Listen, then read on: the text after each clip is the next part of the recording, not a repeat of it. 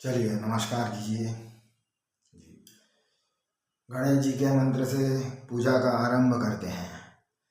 वक्रतुंड महाकाय सूर्यकोटि समप्रभ निर्विघ्नं कुरु मे देव सर्वकार्येषु सर्वदा।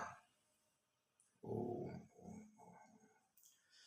शांताकारं भुजगशयनं पद्मनाभं सुरेशं विश्वाधारं गगनसदृशं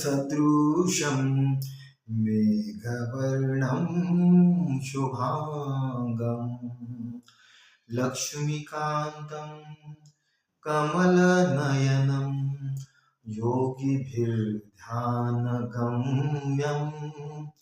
वन्दे विष्णुं भवभयहरं सर्वलोकैकनाथम्।